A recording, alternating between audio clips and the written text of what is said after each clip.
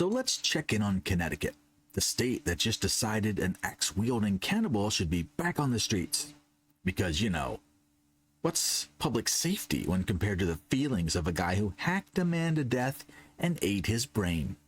My name is Sirius, this is Unfluenced, I hate Connecticut. Let's get right into this.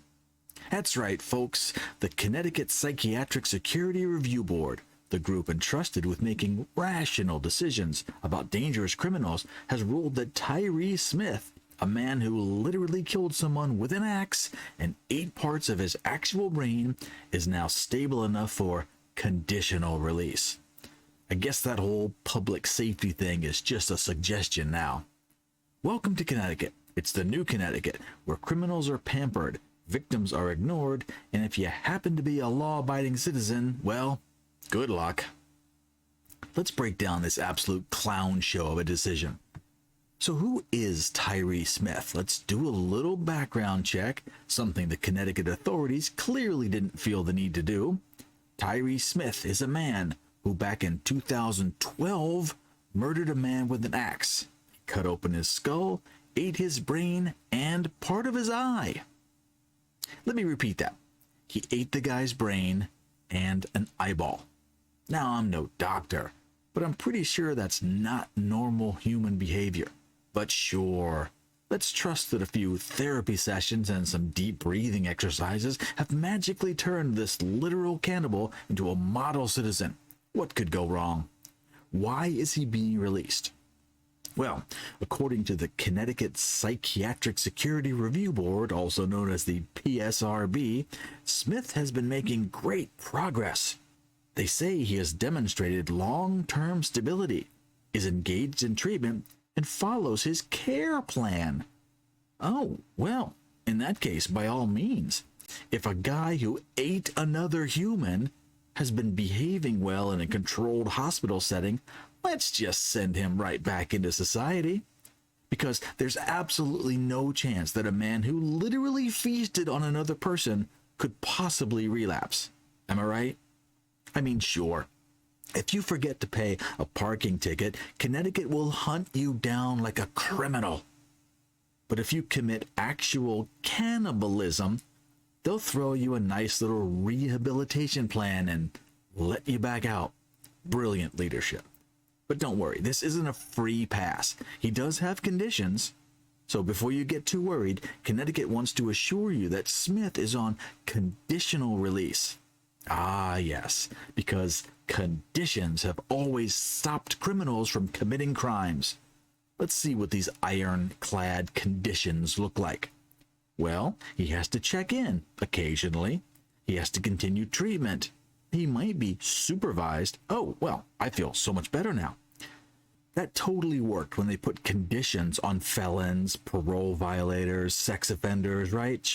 Surely, a man who hacked someone up and ate their brain is the one guy who will definitely respect his release conditions. And if he doesn't, I'm sure Connecticut will be right on top of it, probably after they finish writing up some new laws to increase taxes and make things even harder for regular citizens. But what about the victim's family? Oh, you thought the victim's family might matter in all of this? Don't be ridiculous. The family of the man who was literally eaten have strongly objected to his release, like normal people would. But Connecticut's leaders were like, we hear ya, but we really think Mr. Brain Eater deserves another chance. So if you're a tax-paying, law-abiding citizen who follows the rules, your opinion? Worthless. But if you're a violent, axe-wielding, literal cannibal, you get a sympathetic panel of experts who want to help you rejoin society. Absolutely unreal. Connecticut, it's just criminal's paradise. Now, this is just another shining example of how Connecticut has fully embraced its criminals first agenda. Let's do a quick recap of some of their greatest hits. The highest taxes in the country, because law-abiding citizens should be squeezed dry while criminals get free housing and rehabilitation. Sanctuary cities galore, because illegal immigrants must be protected at all costs. The tiny state of Connecticut has 3 sanctuary cities. soft on crime policies, because criminals have feelings and we must protect them.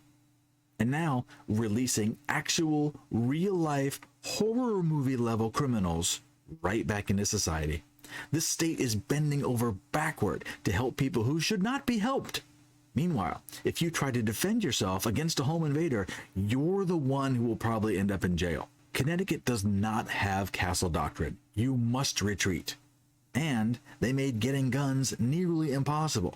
And they just made all the fun ones completely illegal. It's like the state is running some kind of social experiment to see how much chaos they can unleash before residents finally snap. Now, there was a reaction from Connecticut's leaders. So let's check in and see what they have to say. Oh, wait, they're completely silent. They said nothing. The only ones that are speaking up are a handful of GOP leaders who called this decision outrageous and mind-boggling. Ooh, mind-boggling? That's an understatement. They're not going to do anything to change this. They're just mildly upset. This is beyond reckless. This is beyond stupid. This is pure insanity. But hey, I'm sure Connecticut's government will be just shocked when this guy inevitably does something crazy again. Welcome to the absolute absurdity of Connecticut. So, Connecticut, here's what you can expect if you live here. If you're a taxpayer, Connecticut will wring every last dime out of you.